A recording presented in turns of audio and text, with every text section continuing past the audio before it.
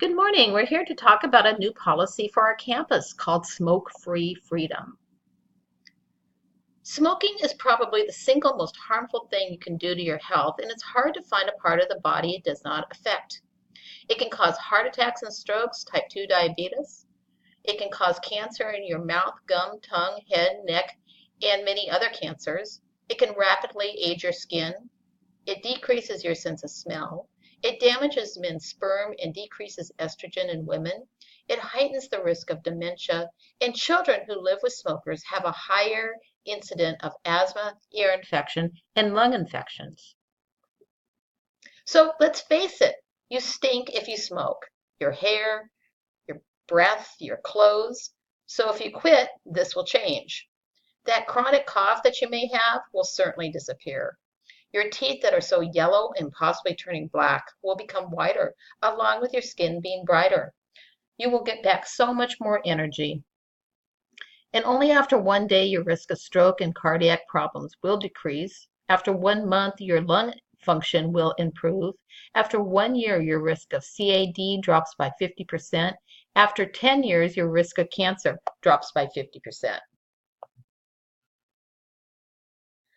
A tobacco-free environment helps create a safer and healthier workplace and campus.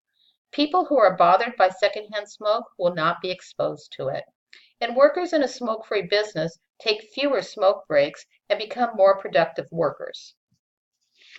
The cost of health care will decrease. So be a good role model. Children whose parents smoke are more likely to smoke themselves. So don't smoke. If parents abuse alcohol or drugs, their children are more likely to do the same. Children whose parents have a healthy self-esteem tend to be more confident and hold themselves in a higher regard.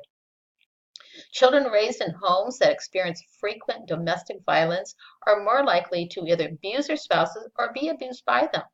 So children of happily married parents tend to find the same satisfaction in their relationships. The behavioral change theories are attempts to explain why there are behavioral changes. Pre-contemplation. At this stage, the person is not even thinking about the behavior change.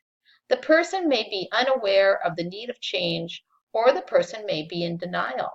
Contemplation. Once a person reaches contemplation, they may begin to seriously consider the pros and cons associated with the change. They may do some research and may learn more about the aspects of behavioral change. Preparation. For smokers, this may involve mental preparation of quitting. Action. Implement the changes in behavior. Some give up and others get motivated. If they fail, they'll go through the stages again. Maintenance. This is where they maintain the change in behavior and incorporate it as a new way of life. But many smokers relapse, and it may take them several efforts to quit completely. Pre-contemplation. Ask yourself, do you think you have a problem? Contemplation. Ask yourself, what are some things that can help you make a change? Preparation. Write down your goals like smoke less each day. Action. Reward your successes. Maintenance. Develop coping strategies. And relapse. Identify triggers that lead to the relapse. Not quite ready to give up smoking yet? We'll try the daily challenges and practice quit text message program through smokefree.gov. Sign up for a text and daily challenges for 1, 3, or 5 days. Our campus is also teaming up with the medical center to offer daily quit smoking group sessions and free or low-cost nicotine patches. So come check it out. And the best thing is, if you smoke 1 pack of cigarettes a day at $5.75, in 1 year your savings can be up to $2,098.75. So don't let your nest egg and your health go up in smoke. Thank you.